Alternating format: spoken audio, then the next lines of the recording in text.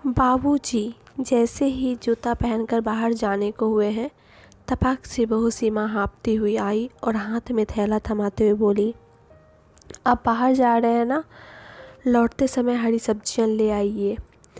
पर बहू पैसे तो नहीं लिए। तो क्या हुआ? उनके हाथ में 500 का नोट थमा पकड़ा दी सीमा।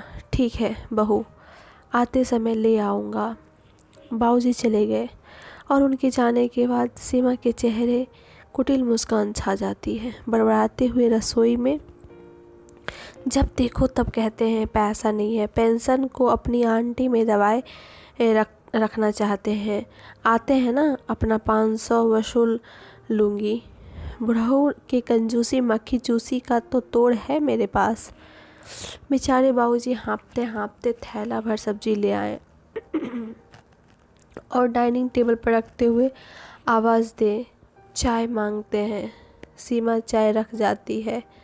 चाय देखकर बाबूजी की आंखें नम हो जाती है। चाय में दूध का नामो निशान नहीं था, छरछर पानी दिख रहा था। बाबूजी चाय को वहीं वॉश बेसिन में उड़ेल देते हैं। सीमा ऐसे अनेक चालबाजी अपने पिता जैसे ससुर के साथ खेलती रहती है। इसे यह भनक नहीं रहा कि आखिर कब तक किसी की आत्मा को चोट पहुंचाया जा सकता है। बेटा को कुछ पता नहीं है कि उसके पिता को दुख दे रही है उसी की पत्नी। घर का किराया बाबूजी ही देते थे, बिजली बिल और दूध का भी पैसा भरते थे। जब भी कुछ ज़रूरी खर्च आन पड़ता उसकी भी पूर्ति करते। इसके बावजूद भी सीमा को ससुर का खाना पीना खटकता।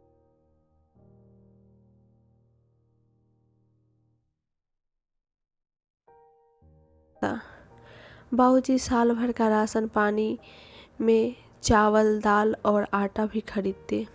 बेटा विजय जानता है कि उसके पिता के लिए अनाज पानी का भरा होना आवश्यक है, इसलिए बाबूजी भंडार घर के बड़े बड़े कनस्तर में अनाज रखा करते।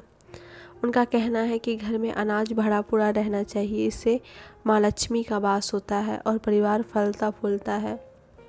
इसके लिए घर गृहस्थी के असल मायने हैं अन्न का भरपूर होना। कहते हैं कि माँ के घर में शिशु का भरण पोषण अन्न से होता है। सुबह नाश्ता करते समय विजय देखता है कि बाबूजी की थाली में छेना नहीं है। सीमा, छेना देना भूल गई हो क्या?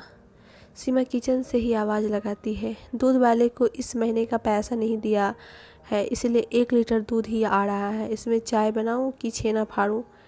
विजय को काटो तो खून नहीं। अब की मुंह से पूछे कि आप इस महीने दूध का पैसा क्यों नहीं दिए। जानता था कि उसके पिता ताउम्र अपने स्वास्थ्य पर ध्यान देते आ रहे हैं। किसी दिन माँ से खाना देने में कोताही होती तो आसमान सर पर उठा लिया करते थे। आज वही बाप बेबस हो रोटी चबा रहा है। दूसरे दिन से विजय खुद दूध लेते हुए घर आता और बाबूजी के खाने पीने पर ध्यान रखता। सीमा यह सब देखकर मन ही मन कुढ़ती। एक दिन जनी भुनी बोली कि सारी कमाई बाबूजी पे ही लुटा दोगे क्या?